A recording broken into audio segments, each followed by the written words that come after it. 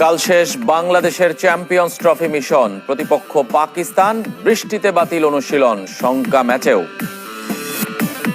জাদরানের ব্যাটে রেকর্ড, পাহাড় সম টার্গেট তাড়া করতে নেমে বিপাকে ইংল্যান্ড। দায়িত্ব পালন না করায় বরখাস্ত শতাধিক পাক পুলিশ।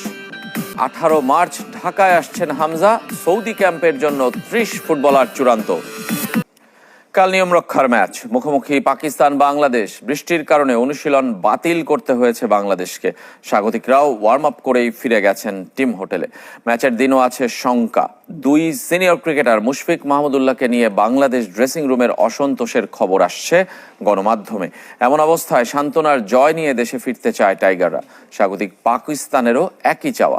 রাওয়ালপিন্ডিতে ম্যাচটি শুরু হবে কাল দুপুর 3টায়। সেখান থেকেই জানাচ্ছেন জহির সাগর।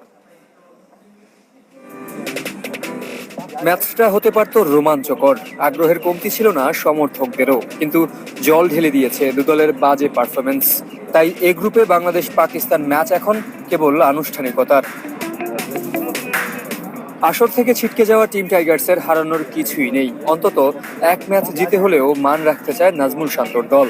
কোনো কিছুই আসলে পাওয়ার নেই, বাট একটা টুর্নামেন্ট খেলতে আসছি আমাদের, যেহেতু এটা লাস্ট ম্যাচ, আমাদের এখানে যদি আমরা ছেলেরা ভালো করতে পারে সেটা আমাদের জন্য একটা ভালো দিক নির্দেশনা হবে। যে জিনিসগুলো আমরা লাস্ট 2টা ম্যাচে ভুল করেছি সেটা যেন কালকের ম্যাচের জন্য না করি। কিন্তু 2 ম্যাচে ব্যাটারদের পারফরমেন্স সে আশা দেখাচ্ছে না। একদিন টপ অর্ডার তো আরেকদিন মিডল অর্ডার, ছন্ন ছাড়া ব্যাটিং। কাঠগড়ায় 2 অভিজ্ঞ মুশফিক ও মাহমুদুল্লাহ। নিউজিল্যান্ডের সাথে দায়িত্ব জ্ঞানহীন ব্যাটিংয়ে কোচ সিমন্সের তোপের মুখেও পড়েছেন দুজন। সব মিলে দলের ভেতরে অস্বস্তি। হতশ্রী দশা বোলারদেরও। সবাই মিলে প্রথম 2 ম্যাচে নিতে পেরেছেন প্রতিপক্ষের মাত্র 8 উইকেট, যার 5টি পেসারদের, বাকি 3টি ঋষাদের। তাই একাদশে পরিবর্তনের সম্ভাবনা প্রায় 100%। ফিরতে পারেন নাসুম আহমেদ। যেহেতু একটা টুর্নামেন্ট খেলতে আসছে, এটা বায়োলেটারাল সিরিজ না, এখানে আসলে কাউকে সুযোগ দেওয়ার মতো অবস্থা আমি মনে করি যে, কারণ এটা নিয়ে এখনো কথা হয়নি, বাট এখানে আসলে সুযোগ দেওয়ার চেয়ে আমার মনে হয় সুযোগ আর্ন করে নেওয়াটাই সবচেয়ে ভালো হবে আমাদের জন্য। একই চ্যালেঞ্জ পাকিস্তানেরও। 29 বছর পর ঘরের মাটিতে আইসিসি ইভেন্ট পেয়েও super flop man in green. স্বাগতিক সমর্থকদের মুখে হাসি ফোটানোর শেষ সুযোগ হারাতে চায় না রিজওয়ানের দল। এটা চ্যাম্পিয়ন্স ট্রফি, শীর্ষ 8 দল খেলছে। যে কোনো ম্যাচের মতো এই ম্যাচটাও গুরুত্বপূর্ণ। বাইরে যাই চলুক না কেন, আমরা সব সময় নির্দিষ্ট ম্যাচের দিকে মনোযোগ রাখতে চাই। পরিসংখ্যান বাবর রিজওয়ানদের পক্ষে। 29 ওয়ানডের 35টিতেই জিতেছে পাকিস্তান। আর তাদের বিপক্ষে আইসিসি ইভেন্টে বাংলাদেশের একমাত্র জয়টি সেই 99 বিশ্বকাপে। একে তো নিয়ম রক্ষার ম্যাচ, তার উপর চোখ রাঙাচ্ছে বৃষ্টি।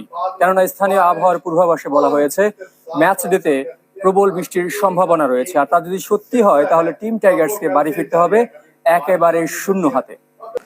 4 দিনও টিকল না বেন ডাকেটের রেকর্ড। চ্যাম্পিয়ন্স ট্রফির ব্যক্তিগত সর্বোচ্চ রানের নতুন রেকর্ড গড়েছেন আফগানিস্তানের ইব্রাহিম জাদরান।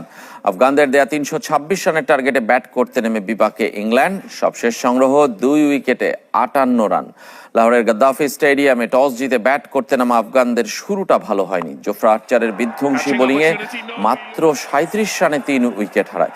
এরপর হাশমাতুল্লাহ জাহিদিকে নিয়ে 103 রানের জুটি গড়েন ইব্রাহিম জাদরান।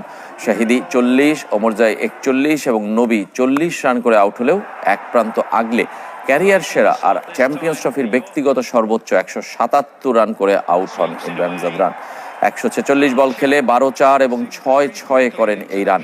7 উইকেটে 325 রানে থামে আফগানিস্তান।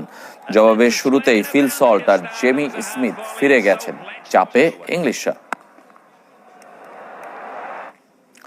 পাকিস্তানের নিরাপত্তা ব্যবস্থা নিয়ে নতুন করে প্রশ্ন উঠেছে। অসহযোগিতার দায়ে শতাধিক পুলিশকে বরখাস্ত করেছে কর্তৃপক্ষ। এদিকে বাংলাদেশ নিউজিল্যান্ড ম্যাচে মাঠে ঢুকে পড়া দর্শককে গ্রেপ্তারের আদেশ দিয়েছেন আদালত। ভক্তদের অবৈধ অনুপ্রবেশ খেলার মাঠে নতুন নয়।